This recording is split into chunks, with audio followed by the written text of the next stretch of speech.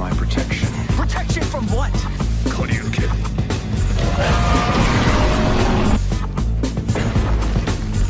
We're gonna be in the new world in no time. This is exhilarating.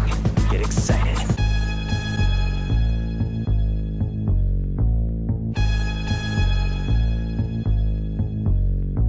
You know, everyone was talking about the whole deal in this, where it's just like, oh, Alexa Vega. Alexa Vega was like my first crush, like, because of these movies when I was growing up.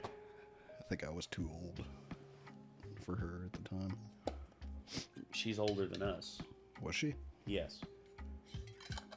I think it was because this was considered to be like a kid's film when it came out, and I was already like in middle school or something. Yes, came out in 2001.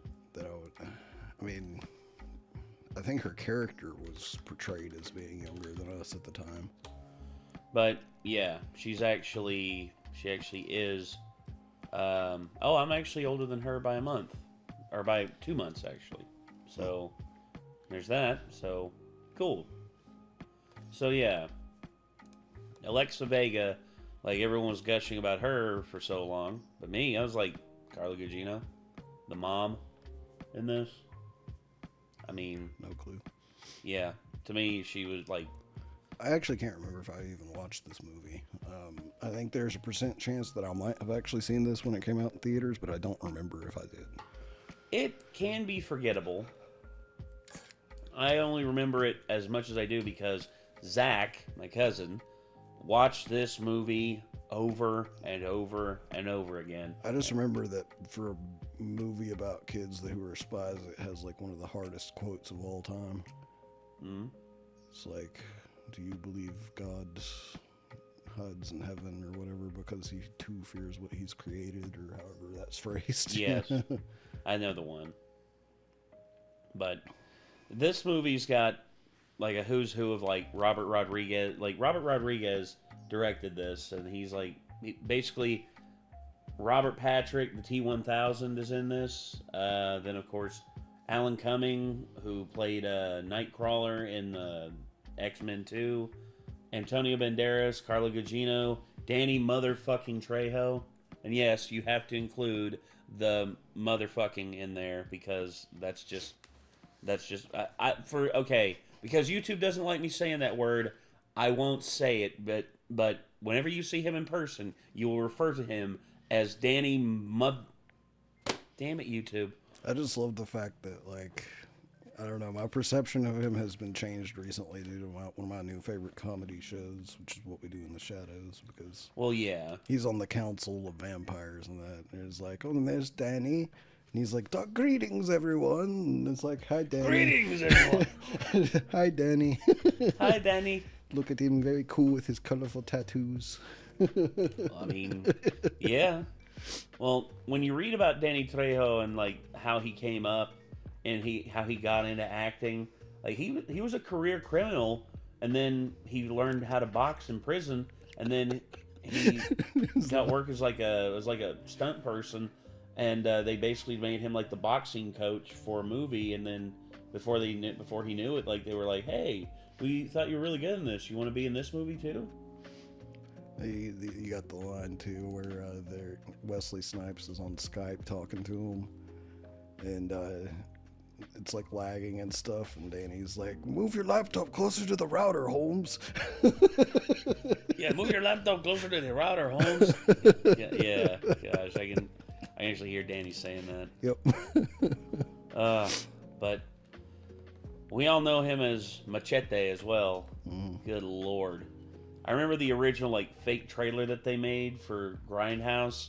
And I'm like, if they ever make this into a movie, I will be there day one to watch it. And guess what happened? They made it into a movie, and I loved it. Anyway, we got the Nostalgia Critic here talking about Spy Kids. So, yeah, I'm ready to check this out. Oh, also, Ricardo Montalban and, dang it, Mike Judge. Oh, no, Mike Judge isn't in this one, I don't think. I can't remember. But yeah, the creator of King of the Hill is in this film series. And his last name is Giggles.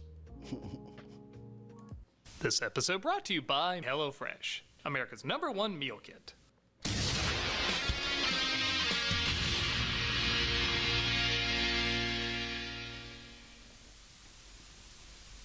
Hello, I'm the Nostalgia Critic. I remember it, so you don't have to. I don't. Many of us I are don't. aware of the influence Robert Rodriguez has had on a generation of filmmakers. He's Yes. proof you don't always need money to make a film Dusk Till successful. Dawn, Through cleft Desperado, planning, good humor, and stylistic Machete, choices, Sin he could City. go from making a film for literally just $7,000 Oh yeah, that film, his first film that he ever made, El Mariachi, made it for $7,000, Damn. and it's really good. El Mariachi is really good. Yeah, From Dusk Till Dawn and Sin City are two of my favorite films I've Oh, ever seen. yeah, dude. Sin City, like stylistically, easily one of my favorite films ever. to a film costing $170 million, and both feel Yeah. genuine and authentic to who he is as a filmmaker. His combination of gritty violence, comedic camp, and a fresh take on classic ideas have So cemented Alito him was as him? one of the most Alito was him? Yes. Didn't know that. Yeah. I have a ambitious better and reason to creative go watch it directors now. of the past few decades. Machete And they start doing Nation. kid shit. Oh yeah. And we've talked about these before. Oh yeah. He really got lost in the sauce of making kids movies and wanted to do everything himself. And I'm not against that, but you can definitely tell that there's a lack of polish on the VFX. And also,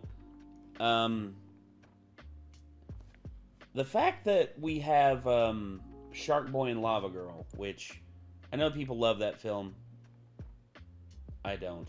I abhor that film. But anyway, sorry. For a while, he just wanted to do kids' films, many of them inspired by his own kids. Whenever his next film was announced, you always crossed your fingers hoping it stars someone with a limb cut off, then, oh, it stars an 8-year-old in CG Candyland again. I guess you have to admire making children's entertainment at a time when mainly only animated films were doing that, but these were kids' films that felt like they were made by kids. Which, again, can be kind of neat, but it can also be Now picking your nose. pretty annoying. And this fad of annoyance all started with his very first children's film, Spy Kids. Oh, right, that was his first. Oh boy. I think I might actually like this one. Nothing wrong with that. Spy Kids was a surprise hit in 2001, earning $112 million in the US alone, against a mere $35 million. While critics were surprised to find themselves enjoying the film, I guess the movie's gained a bit of a negative reputation over the years. Yeah. And I'd be lying if I said I couldn't see where that was coming from. The film is far from perfect. It has a lot of desperate, immature jokes Rodriguez's kids' films would be known for later. But I'm sorry, this movie is out there in some of the best ways. One of my favorite things is taking clips out of context and showing it to people who haven't seen the film. They're either blown away by the surreal imagery or laughing hard at the creative jokes. And then when I reveal what it is, they always say, Spy Kids. That toddler James Bond bullshit? You're kidding. But I still stand by, for all its faults, there is a lot of stuff that not only works, but is also uniquely its own. Let's face it, this movie could have coasted by just being Mission Impossible for kids, not really putting that much ingenuity or imagination into it, and it still probably would have made money. But it does have the stamp of someone that really wanted to create something bizarre and weirdly ambitious for such a stock idea. So, have I lost my mind, or is this one of the Rodriguez kids films that maybe got a little too much of a bum rap over the years? Well, let's open that top secret envelope to find out. It's surprising to me to hear that so many people dislike it, because I've known a lot of people that said that they did like it. So, I don't know. Out of all the Rodriguez films, this one and the second Spy Kids film are the only ones that I find okay. Whereas, You mean the kids' films, right? yeah, like what I mean, the Robert Rodriguez kids films. Yeah, sorry, poor phrasing. But Shark Boy and Lava Girl is like one of my least favorites. Then of course, you know, the other like Spy Kids 3. The only ones I've seen are the first 3 Spy Kids, and then of course Shark Boy and Lava Girl. I actually took one of my cousins to see it, and halfway through the film I'm like, good lord, this is a piece of shit. I had actually Not a always reason- kind of wondered, without finding out for sure, if Shark Boy and Lava Girl was somehow related to Spy Kids. Because it just seemed like a similar vibe when I had seen like the cover art and stuff, you know. The only relation is that it's made and written and done by like VFX done by Robert Rodriguez. But yeah. To have me committed, I swear, Spy Kids. The film opens honestly how you would expect a film like this to open, with the spy parents of the leads named Giorgio and Ingrid, played by Antonio Banderas and Carlo Gugino, meeting on a mission to assassinate the other and falling in love. You have to understand, these were dark and confusing times. I mean, there was an enormous amount of turmoil between countries. Very different from now. Both these actors get across a lot without having to say anything. Even if there was no narration, Antonio's expression of, nah, would still get a laugh out of me. In fact, most of this intro is pretty hilarious, as the couple grows closer and closer despite having to keep themselves further and further apart. They would embark on the most dangerous mission of all time. They decided to marry. They decide to get married, but a hit is put out on the both of them. Thankfully, the wedding is also made up of spies and assassins, so even as they run for their lives, the ceremony continues.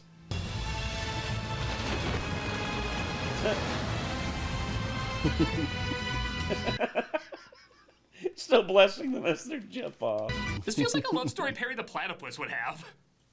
It turns out the kids of the spies, named Carmen and Junie, played by Alexa Vega and Daryl Sabara, are the ones being told this bedtime story, as it looks like our parental spies have retired. How many nights, I wonder, do you send the children off to bed with nightmares? That life is over now. I'm afraid it will lead to stupid childish sequels. Remember why I told similar stories in my past marriage? Why do we have to do this every morning? You gonna hang there all day? Scaredy cat? Yeah, probably the weakest part of Spy Kids is the Spy Kids themselves. So everybody said that she was like one of their first crushes when they were a kid? Yes. I think it's mostly because of the second one. I think I just have a different taste from everybody else because, like, I'm pretty sure around this time that, like, my number one crush was probably Ren Stevens.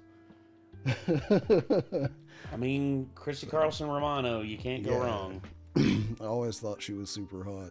And obviously Kimberly the Pink Ranger before that. Yes, Amy Jo Johnson, yeah. Also, but in this, as much as people were crushing on Alexa Vega, give me the mom, because like give me Carla Gugino, because good lord, that woman, I swear, like she aged like fine wine. It must be because she's Italian. I don't know. She has aged like fine wine, and she's only gotten more attractive as she's gotten older. Hard to say they're bad actors, but it's hard to say they're good either. Don't start pointing fingers at me. Oh, also Cheech Marin's in this for a very limited time. I didn't do anything stupid. I wish I could go away to your world, Flute. A lot of your enjoyment may stem from how much slack you want to cut them as child actors, and honestly, I do cut them a bit, as the whole film has a campy feel to it that, yes, sometimes is distracting.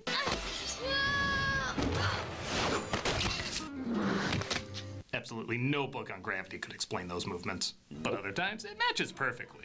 Like the show they watch on their way to school called Floop's Fooglies, which kinda sounds like a replacement swear word. And yeah, visually looks like a replacement swear word too.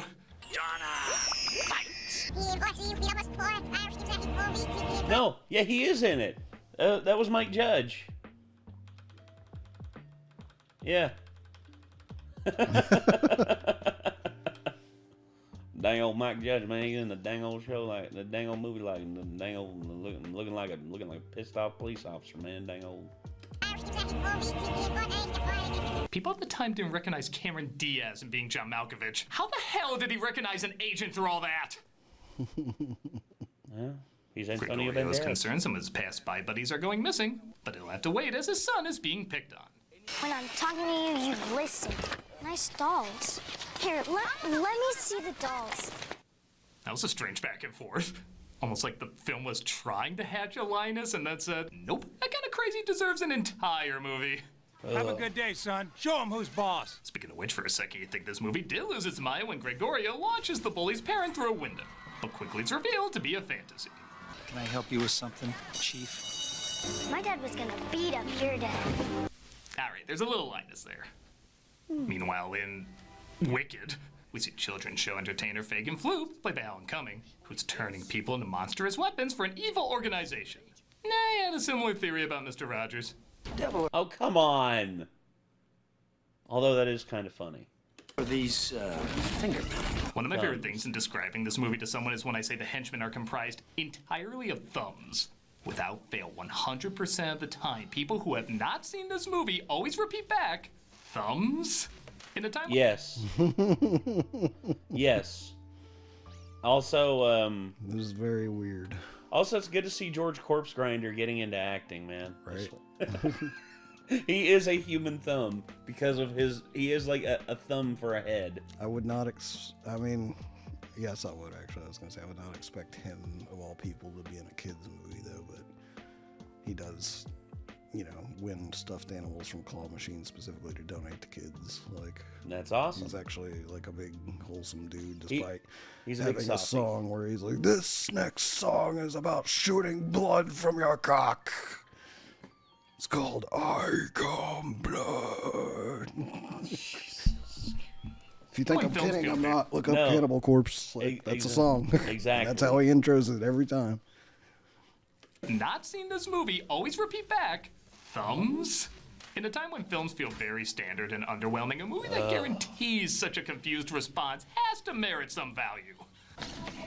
Johnny? The head of the evil organization named Mr. Lisp, played by Robert Patrick, is shown their latest evil invention, androids that look like the kids of powerful leaders. Cunning and intelligence of the world's greatest espionage agents I call Spy Kids.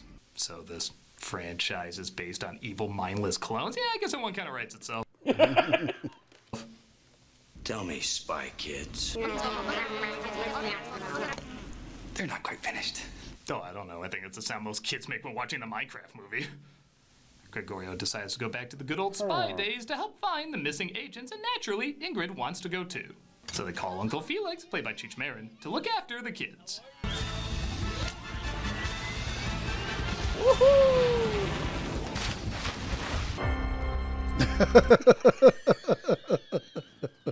It's kind of what I was thinking. So it kind of reminds me of Aim for the Bushes. Aim for the Bushes. There were no bushes. It's like, guys, if you wanted out of the film that bad, you could have just said, like, hire someone else. There's no need to, like, drive your car off of a cliff. Also, go back real quick. Yep, they did the exact same handhold that Mac and Charlie do in their video where they're pretending to run the car into the wall and blow themselves up. Yeah, that's from Thelma and Louise. Yeah, that's literally the same thing.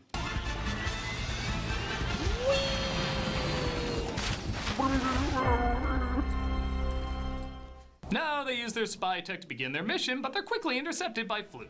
A villain so evil, he doesn't even take advantage of an obvious brand name. Floop Loops was right there. Yes! Dude, that is... Felix is literally alerted to something going wrong and quickly has to level with... Kinda, yeah, it's just... If you go back and look at the logo, like, it's literally like the F so is evil, stylized. he doesn't even take...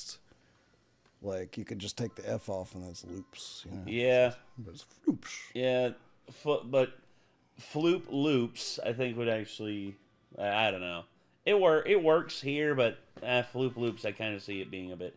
Also, the thummies are on the friggin', like, cover. I just noticed that. Mm-hmm. Also, branding from High C. Wonder how much money they got for that brand placement. Take advantage of an obvious brand name. Floop Loops was right there. Felix is literally alerted to something going wrong and quickly has to level with the kids. Uncle Felix! I'm not your uncle.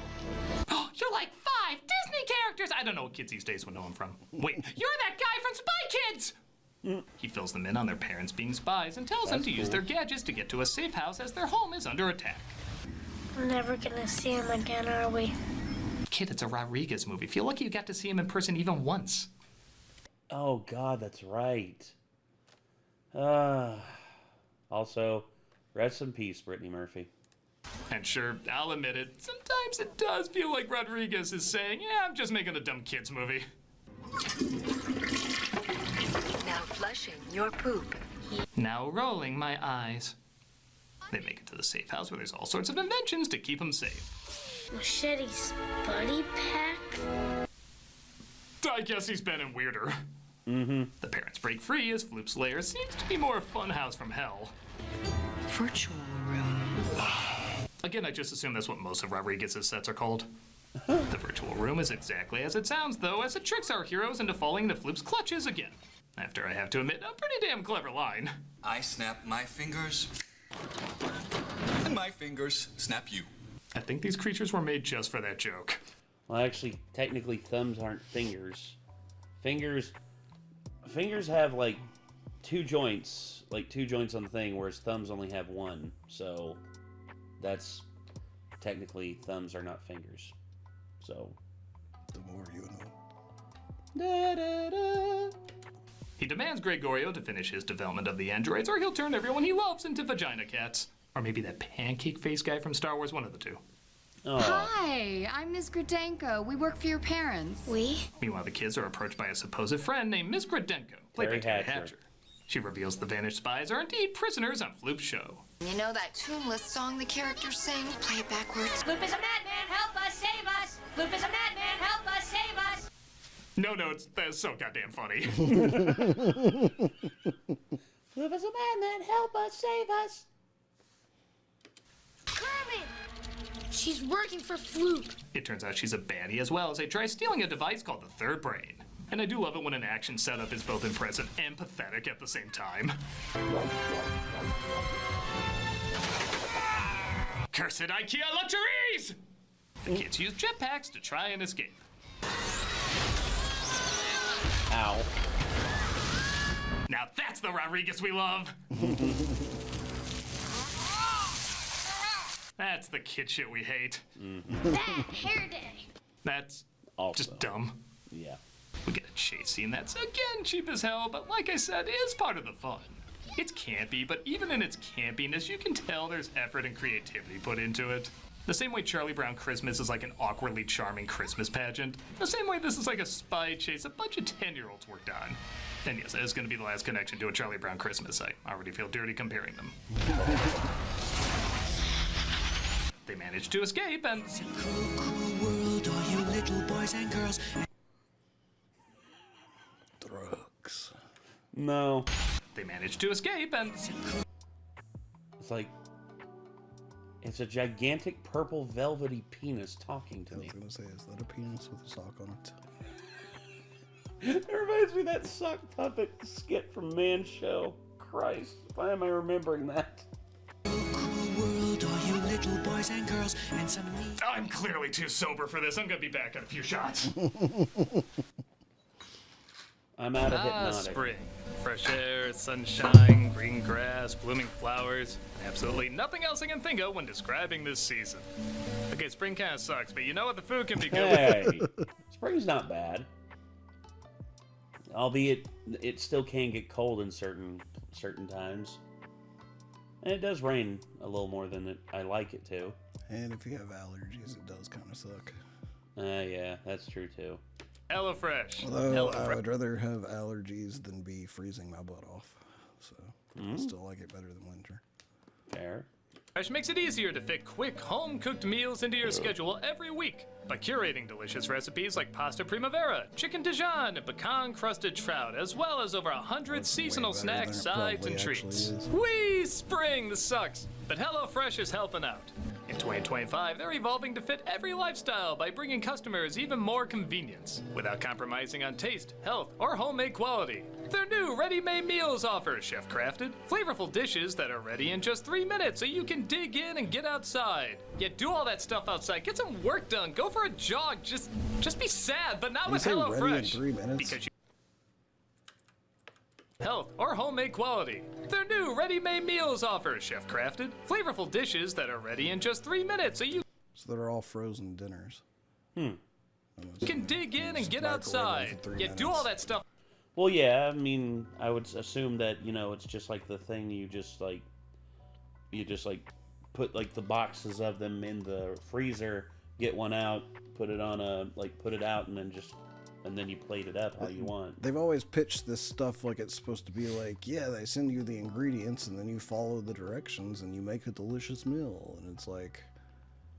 Well, I know Factor does that. I know Factor definitely does like the pre-prepared meals, But HelloFresh, maybe they do the pre-prepared meals, and they do like the meal plan things where they send you the ingredients and you can make it yourself. I think he said those were their new thing, though, so I guess it's just like they just decided to add, like, frozen dinners to their itinerary, but I'm just like, why would I want a subscription box for frozen dinners when I can just get them at the grocery store really quickly? I don't know. My guess is because of, like... The convenient, like, appeal to the subscription box is that they meal plan and, like, send me all of the ingredients for me so I don't have to go grocery shopping, you know? Yeah. Which, I mean, I could just have the food city basically to deliver, you know, frozen dinners to my door, and it's basically the same thing. That's fair enough, yeah. Outside, get some work done, go for a jog, just be sad, but not with HelloFresh. Because you can get away from the rain and have some me time with some great food. Every HelloFresh meal uses high-quality ingredients, including seasonal, fresh produce and proteins that travel from the farm to your doorstep. They also have flexible deliveries that you can pause or skip whenever you need. Feel great with meals that fit your spring schedule and make the season even more delicious. Go to HelloFresh.com/Critic10FM now to get 10 free meals with a free item for life. 1 per box with active subscription. Free meals applied as discount on first box. New subscribers only. Varies by plan. That's HelloFresh.com/Critic10FM. Oh, the rain finally stopped. It does look nice. Maybe spring isn't that bad at all. Oh, you have allergies. Spring is still awful. I'm sorry. Well, I'll be damned. Doug scooped that one Sucks, right but HelloFresh is good. Goodbye. Told you. Achoo! Allergies suck. Yes, they do. My God. So I had that, like, the day before yesterday pretty bad. Oh, really? Well, I passed, like, 10 different people mowing their lawns, I think is what really spiced it up. I was just like, I got back inside and I was like... I have, like, the occasional, like just, like, sneeze, but it's nothing like, you know, redness or, like my face getting all, like, drainy and all that. It's just occasionally I'm just like... Ugh. I sneeze a lot. My nose gets, like, really itchy, and I have to do this and stuff. And well, I have to blow my nose, like, every 30 minutes or so at the minimum.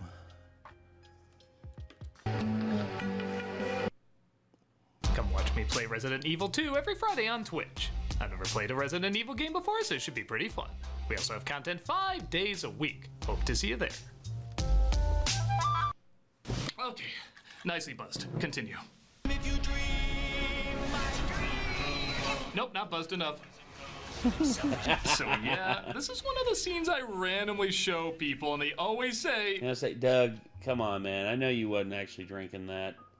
Come on, man. Be a man. Down a whole bottle of Patron like I did.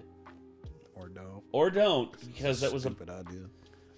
Albeit I didn't vomit. I didn't I didn't feel sick or anything like that. And I didn't wake up. I have never woke up with a hangover. I've never been hungover. No way this is Spy Kids. This is a Pee-wee's Playhouse reboot done by Rob Zombie. I will tell you for sure, if you ever get drunk enough that you have to crawl up the stairs into your bed, you'll have a hangover the next day. You have to get that drunk. Because that's the first time I had one when I thought I couldn't have one. Well, for me, I guess I've been like to the point where I had to be helped into the house. But yeah, it wasn't that I had to be helped. I mean, I had to be helped to my house for sure, but before that, I had to crawl to the bathroom to pee. So. Okay, well. I couldn't actually walk to the bathroom. Like. I haven't had that happen yet, so. Yeah. Well. We got Danny Elfman just to compose this mere 45 seconds to make it sound extra odd. Hence why it sounds like his 2 stop-motion skeletons banging each other.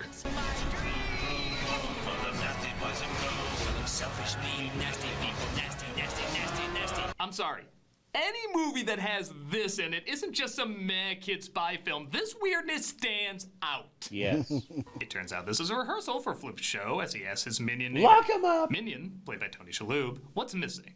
What does it need, Minion? I don't... My soul! It needs something. Rehab. It needs rehab. Minion reveals he made android versions of Junie and Carmen to go find them, as we get...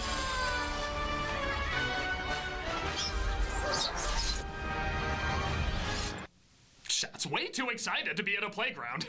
The robot kids try to capture the real kids, as we get an inventive fight scene on a merry-go-round. Fun fact, this is how dangerous modern parents think an old-school merry-go-round is. They grab the third brain and take off, and as you may have put together, Machete is indeed the name of a Danny Trejo character. He's the one who made all their spy gadgets and is their actual uncle. You think I want to babysit my brother the rest of my life? Watch out for Gregorio. Take care of Gregorio. Make sure Gregorio knows right from wrong. Why can't we get a space sequel off the ground and everybody gets a space sequel? Oh.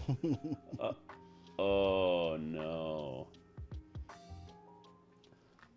Oh, wait, did he remove him? I think he did. Thank God. So, yeah. This poster, I think, used to have Juario in it. Juario was outed as being a pedophile. Yeah. But it basically has almost everyone else who was, like, in it. Like, yeah. I mean, Linkara, Cinema Snob. Dude, it even has Luke. Oh, well, I can't remember what Luke Mockery's name is now because Luke transitioned. Of course. Oh, dude, Gesso Otaku before they transitioned too. They played Ed from Cowboy Bebop. Yeah, and of course there's Lindsay. Oh yeah, and then there's Spoonie. There's Todd, Obscurus Lupa, Film Brain. Good lord. I know these people way too well. Oh, Bennett the Sage is Goku. The shittiest Goku I've ever seen. He and his brother had a falling out years ago, so he refuses to help. The kids take matters into their own hands, though, by stealing his plane. We'll bring it back when we're done fighting that alien thing from Mario Land. Oh my god. And you, Floop, have served your purpose. Meanwhile, looks like Minion is sick of working on Floop's kid show and wants to spend more time taking over the world. To be fair... No, of course they're joke, or they're Critic. No, of course joke, they're Critic. Of course! Every time, dude. I'm waiting for him to do a callback on that. Was a weird meshing. I can only think of one other business that attempted it. Actually, the line you're thinking of, God-fearing, like what he has created, I think it's from Spy Kids 2. It might be. I think it was Steve Buscemi who said that. It was. The kids get to Floop's hideout, and it's been 2 seconds. How about another bodily function joke? The water's warmer in here. Oh, I just peed. Why do I like this again? Oh yeah, weird shit like that. Anytime the movie gets too dumb, something just so crazy will happen, I gotta shrug and say, okay, I'm glad something that odd lives in my head now. Where's my mom and dad? I'll give credit to, sometimes you think, is the film really gonna be so stupid to have a scene where the spy kids sneak in with the androids even though they're wearing entirely different clothes? Nope. Other times I'll admit I do ask, is that intentionally dumb or not? I hope this leads to attention. I don't think it does. Junie meets up with Floop in the virtual room as we discover Minion's real name. Alexander Minion. I'm sorry, 47% score, but that is funny. It is. Also, he's played by Tony Shalhoub, who is a criminally underrated actor. And he turns their dad into a literal kid's drawing. It's Dad. Looking similar to how he looks today. No, that joke doesn't work. He still looks amazing. He must be on that new diet. Terry. Hatcher on the... Her hair. Oh, poor Terry Hatcher. From what I understand, she had to wear a bald cap. You can actually see like the bulging from like where her actual hair is. Other hand. It's good to be back, Alex. Actually, also looks pretty similar. Fairly. Floop joins our heroes and gets their dad back to normal, all while luring Minion back to his lab. And so help me, I don't know why this line delivery from Shalhoub makes me laugh. Some sort of truce in exchange for your daughter. Spoken for. There you are. Didn't see you. Didn't see you. I'll just chuck that up too. I don't know. He's just good. Yes. They put him in the same machine to mess up his appearance, but it turns out he kind of digs it. Oh, don't worry. I think it's reversible.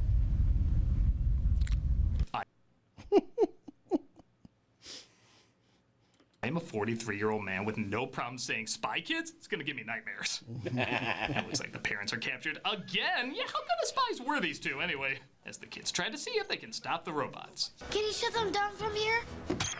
It's too late. I hate the fact that that joke works. Me too. I hate it.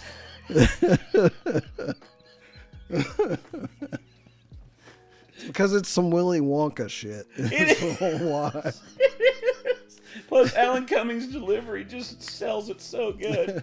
He's like, it's too late. Yeah. I hate it so much. And stop the robots. Can you shut them down from here? It's too late. I'm sorry, if we collectively have permission to like this type of dumb humor, I think we should collectively have permission to like this type of dumb humor too. I'm not against it. For real.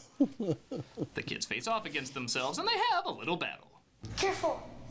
They're stronger and smarter now. I can probably say their lines more coherently. With that said, give this girl credit. I really did think they earned their PG rating for a second. Oh, shit. Taki mushrooms. Let's make it an actual PG, though. Oh, shit. God, that's funnier. He uses one of the gadgets to stop them, but the army of robots approaches to finish him off. Thankfully, Machete returns to rip some heads off. I mean, hug. Stupid PG. Flip reprograms him, though, to go after the villains. Machete cries. It's okay. Let it go. Let it go. Machete, don't cry. Machete is crying. Fine. He's gonna be fine. You're still writing a positive review, but you are pushing it, Spy Kids. And Floop, I guess, hammers in the message. You won today, Junie. And not because you were the biggest or the strongest, but because you were pure of heart and of mind. How did that happen? Who cares? The movie doesn't. Let's just jump to the millionth cameo.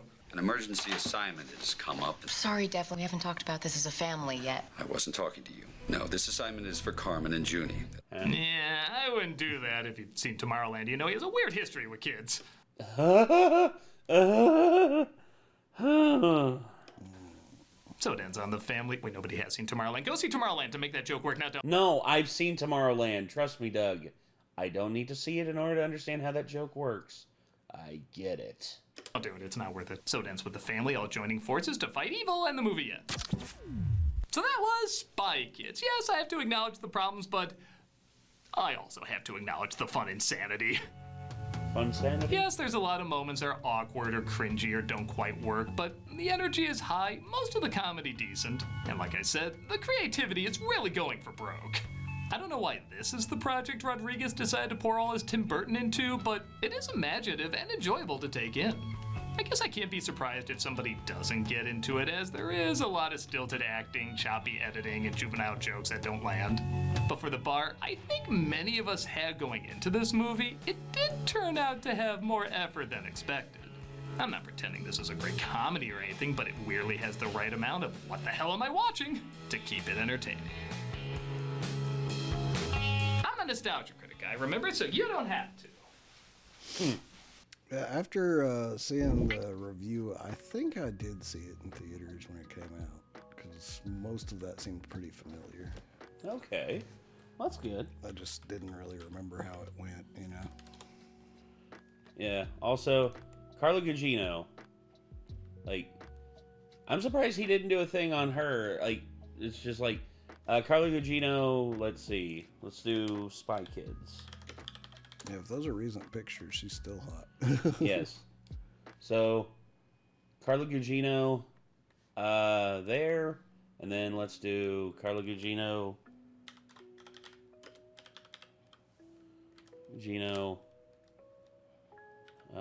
Let's just, okay.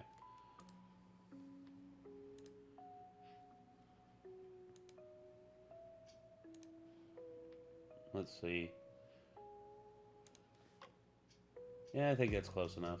So, Carla Gugino and Spy Kids. Carla Gugino now. Dear God. Italian women, dude, I swear. That it's... What are they putting in the water? Jesus. Anyway, but yeah. Spy Kids. I will say this. Probably the best. Okay, I'll say it is the best Robert Rodriguez kids movie. My favorite Robert Rodriguez movie is still probably like you said, Desperado and Sin City are up there. From Dusk Till Dawn. And From Dusk Till Dawn, yeah. But yeah, Dusk Till Dawn. Well, it had Tarantino writing it too, and it was it. Also, that scene where Selma Hayek literally like pours like champagne into Tarantino's mouth with her foot in his mouth. You know he wrote it. You know he had to have wrote that.